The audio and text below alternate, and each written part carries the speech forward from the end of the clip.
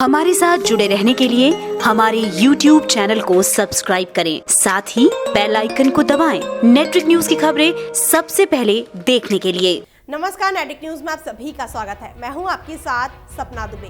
Bhopal Lok Sabha seat से Bharatiya Janata party की उम्मीदवार साध्वी प्रज्ञा सिंह ठाकुर ने गुरुवार को कुछ ऐसा कह दिया कि एक बार फिर से चुनाव आयोग को मामले में कूदना पड़ा। दरअसल गुरुवार को साध्वी ने कहा कि महात्मा गांधी की हत्या करने वाले नाथूराम गॉडसे एक देशभक्त थे। फिर क्या था, एक बार फिर से साध्वी के बयान पर बवाल शुरू हो गया। वहीं बीजेपी इस बवाल को कम करने का भरसक प्रयास करती रही। बीजेपी पहले तो अपनी ही उम्मीदवार साध्वी के इस बयान की निंदा करती रही और फिर इस विवादास्पद बयान के लिए उन्हें सार्वजनिक रूप से माफी मांगने को कहा। पार्टी प्रवक्ता जीवीएल नरसिम्हा राव ने पार्टी मुख्यालय में साफ तौर पर कहा कि हम उनके बयान से पूरी तरह से असहमत हैं और इसकी कड़ी निंदा करते हैं। बीजेपी उनसे पूछेगी कि क्यों उन्होंने ऐसा बयान दिया।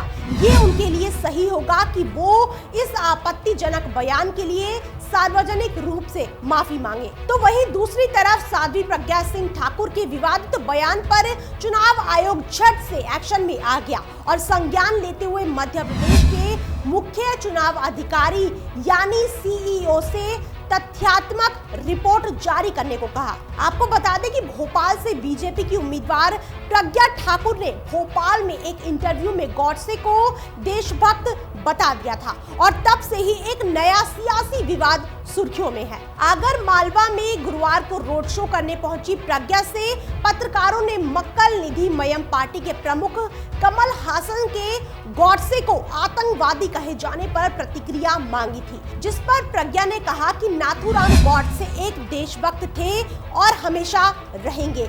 उन्हें आतंकवादी कहने वाले लोगों को अपने गिरेबान में झांकना चाहिए। इस चुनाव में ऐसे लोगों को करारा जवाब दिया जाएगा। अभिनेता से नेता बने कमल हासन ने कहा था कि स्वतंत्रता के बाद पहला आतंकवादी नाथूराम गॉडसे एक हिंदू था। ये वहां से शुरू हुआ, उसने महात्मा गांधी की हत्या की थी। बाद में हासन ने कहा कि उन्होंने आतंकवादी यानी टेररिस्ट नहीं बल्कि चरमपंथी यानी एक्सट्रीमिस्ट कहा था। याद दिला दें कि आदर्श आचार संहिता के उल्लंघन पर प्रज्ञा ठाकुर को चुनाव आयोग ने पहले भी 3 दिन के लिए चुनाव प्रचार करने पर बैन लगा दिया था। प्रज्ञा ने महात्मा गांधी और गॉडसे को लेकर इतनी बड़ी बात कह दी तो विपक्ष कैसे हमलावर नहीं होता। इस पूरे मामले पर कांग्रेस की महासचिव प्रियंका गांधी वाड्रा ने कड़ी प्रतिक्रिया दी।